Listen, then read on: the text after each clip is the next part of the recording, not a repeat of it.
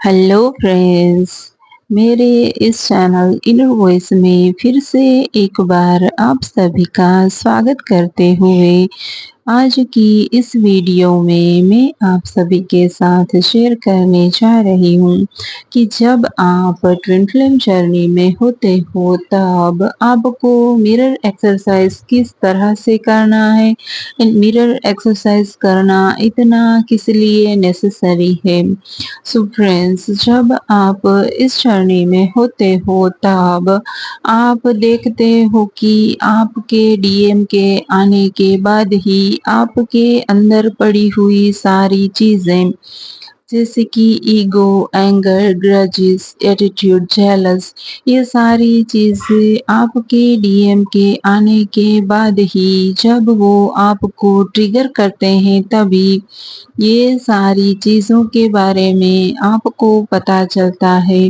Friends, वैसे तो लगता है सभी को देखने में कि आपके जो डीएम है वो बहुत ही इगोइस्टिक है, वो बहुत ही जेलस इंसान है, वो बहुत ही एंगर वाले इंसान हैं, लेकिन ऐसा नहीं होता है दोस्तों। एक्चुअल में आप जो यानी कि डीएफ जो अंदर से होती है, वो सारी एक्टिंग डीएम बाहर की वर्ल्ड में शो ऑफ करते हैं।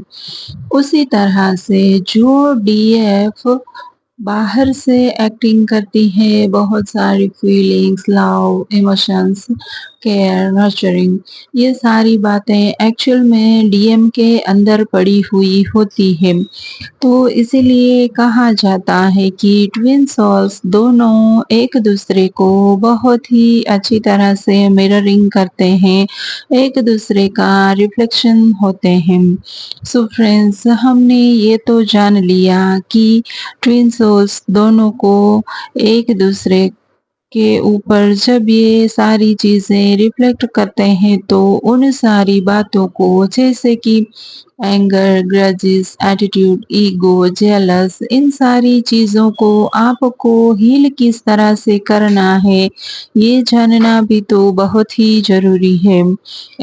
जब आप अपने अंदर की ये सारी चीजों को आपके अंदर की इन सारी शेडो साइड्स को आप हील करके कंप्लीट होते हो, बाद में जाके आपके डीएम भी आपके सामने जो वो जैसे है रियल है उसी तरह से फिर एक्ट करते हैं।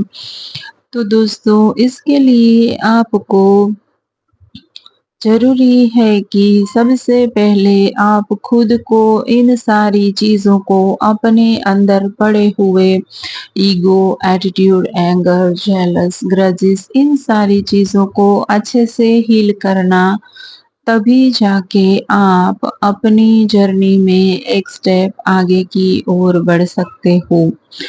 तो इन सारी चीज़ों को आपको आखिर हील कैसे करना है, इसके बारे में मैं आप सभी से शेयर करूँ तो अगर हम बात लें कि जेलस को कैसे हील करना है। सो फ्रेंड्स, आपको जेलस को अपने अंदर पड़ी हुई ईर्ष्यालु स्वभाव को किस तरह से हील करना है उसकी बात करूँ तो इसके लिए आपको 21 डेज चूज करना है। आपको खुद के साथ अकेले में बैठना है। फिर आपको जब से आप छोटे थे तब से लेकर अभी तक, यानी कि करंट में आपकी जो भी एज है तब तक के सारे सालों को टाइम मशीन में जाकर आपको याद करना है कि आपको किन-किन बातों पे किसके-किसके लिए आपने अपने मन में जेलसी फील की थी। यानी कि जब आप छोटे थे तो आपके पढ़ाई में आपसे आगे कोई क्लासमेट 2-4 मार्क्स ज़्यादा लेकर आया तो फिर वहाँ आपने जेलसी फील की थी। आपके बड़े छोटे भाई-बहनों को थोड़ा अच्छी तरह से केयर किया था आपके पेरेंट्स ने तो फिर वहाँ आपने जेलसी फील की थी। आपके हस्बैंड ने आपके माता-पिता की ओर थोड़ी ज़्यादा केयरिंग दिखाई थी तो फिर वहाँ आपने जेलसी की थी। इस तरह से आप सोचोगे तो आपको कदम-कदम पर, पग-पग पर देखने को मिलेगा कि आपके अंदर ये जेलसी का इश्यू कितने बड़े लेवल पर आप खुद के मन में खुद के साथ लेकर चल रहे हो।